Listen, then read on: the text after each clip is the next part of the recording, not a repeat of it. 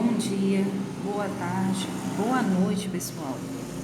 Na aula passada, nós retratamos sobre a questão de como que deve ser a qualificação da educação permanente dos profissionais, alguns conceitos, que vêm relacionados sobre o atendimento de urgência e emergência, o que seria pronto atendimento, pronto socorro, como deve ser feita a organização do serviço de urgência e emergência, além da sua estrutura física e também funcional. E falamos também, sobre a questão de como que deve ser feito, como que é realizado o atendimento em urgência e emergência, o atendimento pré-hospitalar físico. E hoje nós vamos dar continuidade na questão do atendimento pré-hospitalar móvel. Então, esse atendimento pré-hospitalar móvel, pessoal, o componente pré-hospitalar foi estruturado e organizado para a prestação de serviços de saúde à pessoa que necessita de socorro em locais como domicílios, vias públicas, que no caso serão as ruas, estabelecimentos comerciais, entre outros lugares. Ao pedir ajuda por meio da Central de Regulação 192, que no caso seria o SAMU, ou então 193, seu corpo de bombeiro, o socorrista, parentes da vítima ou a própria vítima recebe orientações do médico regulador que decide pelo envio da ambulância de suporte básico ou avançado com a equipe habilitada em atendimento a situações de urgência. Caso avalie que seja necessário disponibilizar esse recurso, que nem sempre é necessário mandar a ambulância, no caso, no local onde foi solicitado, porque muitas vezes as orientações por telefone já resolvem o problema que a pessoa se encontra. O médico regulador autoriza o transporte do cliente diante do problema de saúde relatado pela equipe local de atendimento pré-hospitalar, por meio de comunicação por telefone ou então rádio, mas geralmente aqui, na nossa região, o mais comum seria por via telefone. E se tratando de situações não caracterizadas como risco iminente de vida, no caso é iminente de morte, viu, pessoal? Não é de vida, é de morte. Cabe ao médico regulador das orientações sobre suas medidas a serem efetuadas pelo solicitante. Então, é através do que o paciente ou então a família, a pessoa que estiver no telefone com o médico, relatar sobre a pessoa que precisa de atendimento, é que vai realmente dar uma situação de como que vai resolver aquele problema em si. Então, as equipes de saúde são compostas pelo médico, enfermeiro, técnico de enfermagem ou então auxiliar, que recebem habilitação específica para essa atividade. É necessário que conheçam suas atribuições, normas e rotinas operacionais e bem como desenvolvam também seu trabalho baseado em protocolos de atendimento, como a gente falou, inclusive até no fórum, em relação a como que devem ser esses protocolos, porque eles são como guias, eles é que norteiam, eles orientam a equipe de como que deve ser a procedência de determinado atendimento, de determinado procedimento. A educação permanente desses profissionais é primordial para assegurar a qualidade na prestação da assistência, como a gente também falou na outra aula. Essa questão da educação permanente é super importante, ela é fundamental, porque sempre vai atualizando o profissional naquilo que ele exerce. Muitas vezes as pessoas ficam estagnadas, elas ficam acomodadas com a situação, acham que já estão sabendo de tudo e sempre a gente precisa dessa atualização, tá? Então, a educação permanente, como o próprio nome diz, ela é permanente, ela deve ser feita sempre que necessário. Outros profissionais, como telefonista, radiooperador, condutor de ambulância ou de veículos aquáticos e aéreos, fazem parte também da equipe de APH. As equipes são capacitadas para tripular veículos terrestres, aquáticos ou aéreos que se destinem ao transporte de enfermos, atendendo à classificação da Portaria 2048. No APH, os encaminhamentos para os serviços hospitalares são designados pelo sistema regulador. Esses profissionais são habilitados por meio de cursos de resgate e emergências médicas, participando de capacitações periódicas para o bom desempenho de sua função. Então, os profissionais, eles nunca vão ficar estagnados, pessoal. Eles sempre têm que fazer essas capacitações porque é necessário para o quê? Para o bom desempenho, para o bom atendimento, boa assistência em relação aos pacientes que necessitam. Então, cada veículo é equipado com materiais e equipamentos específicos, tripulado por profissionais com diferentes atribuições que compõem as equipes, segundo o tipo de atendimento destinado a prestar. No caso, suporte básico de vida ou então suporte avançado de vida. Os veículos da SAV, que no caso é o suporte avançado de vida, são equipados com materiais médico-hospitalar, equipamentos e medicamentos, permitindo a estabilização do cliente e seu transporte para o hospital. Profissionais da área de segurança, como policiais, rodoviários e bombeiros, identificam situações de risco e realizam manobras de salvamento, resgate e, quando necessário, o suporte básico de vida.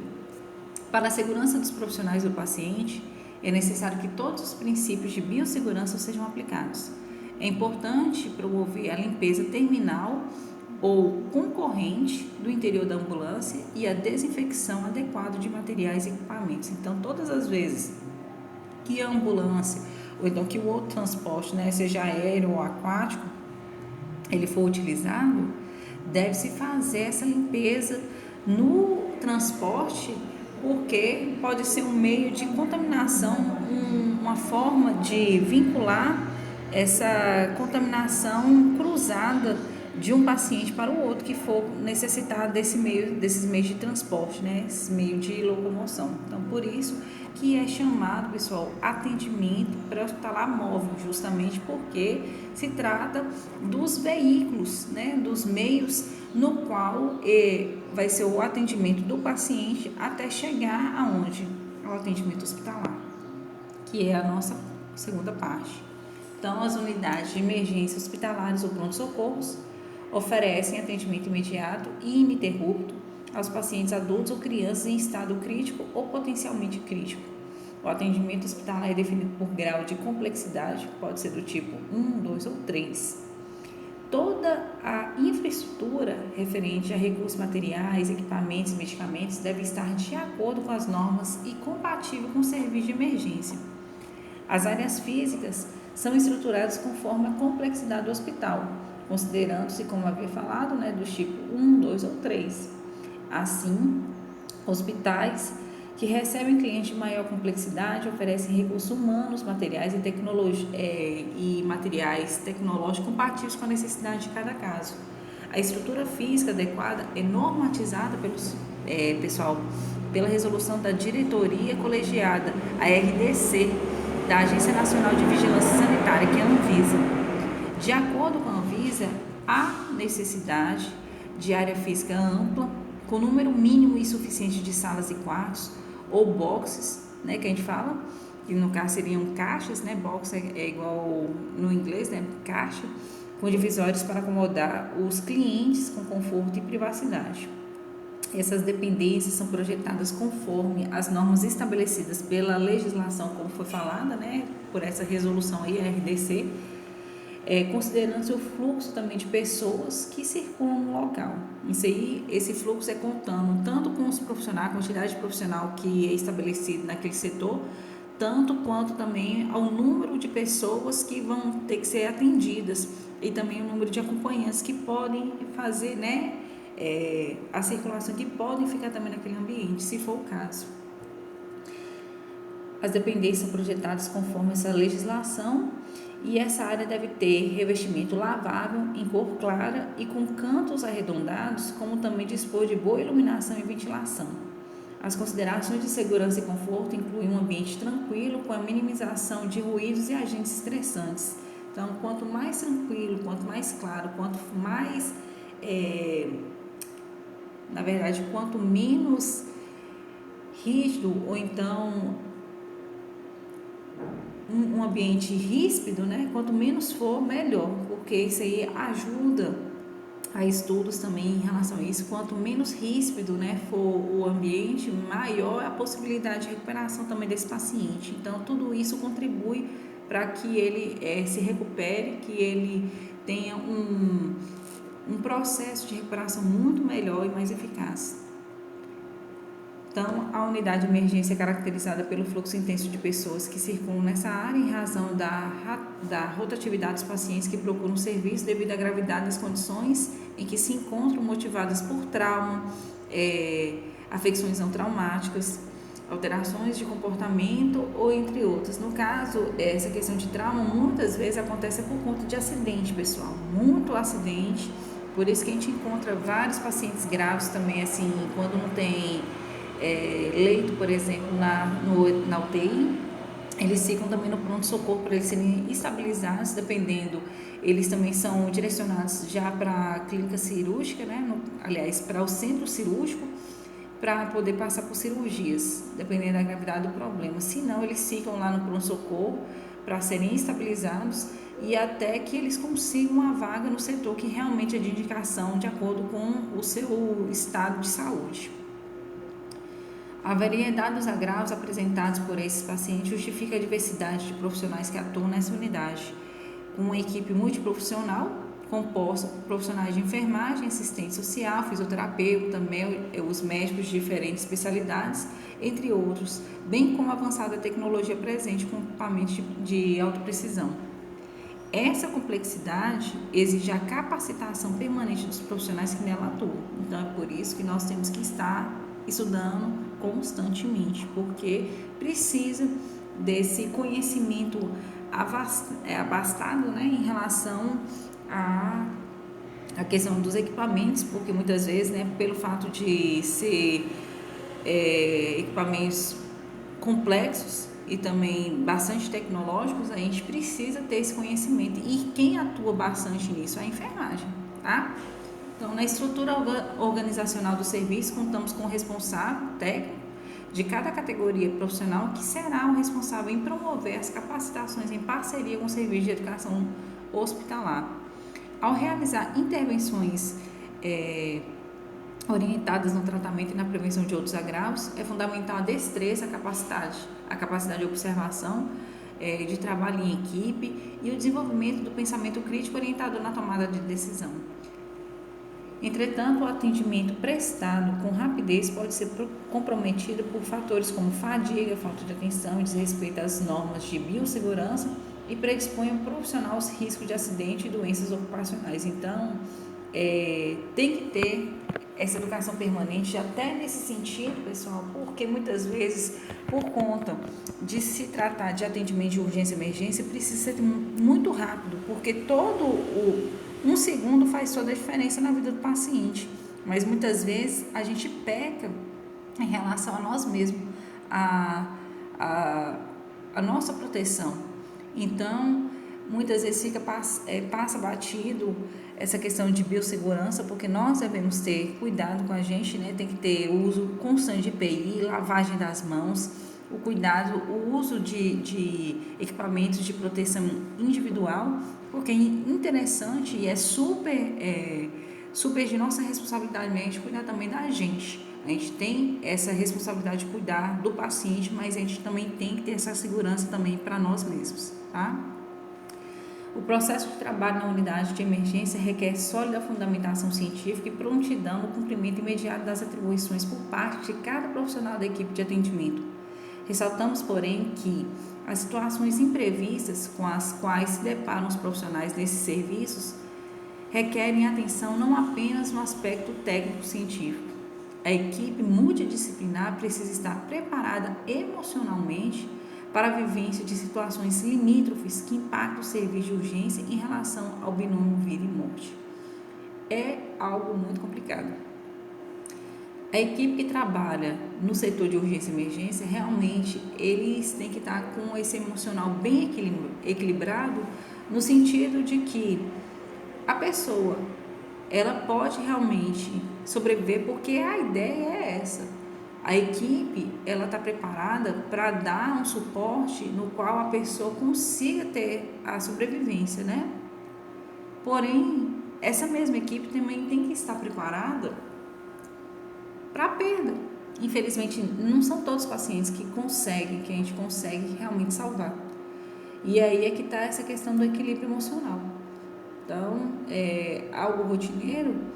Talvez sim, mas é como eu havia falado em aulas anteriores, a gente precisa ter esse equilíbrio emocional, mas a gente não pode deixar de forma alguma deixar de ser humanizado.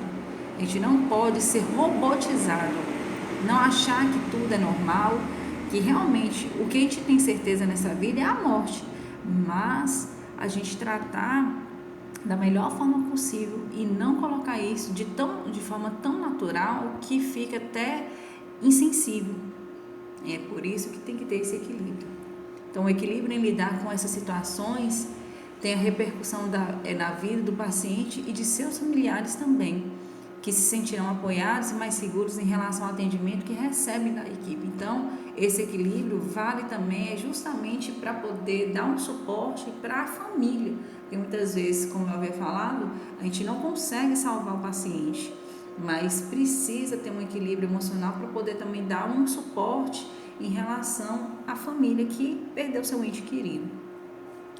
Rotinas organizacionais, operacionais e técnicas devem ser de conhecimento de toda a equipe de trabalho da emergência para que haja melhor desempenho operacional e alcance da qualidade na assistência do cliente em situação de urgência.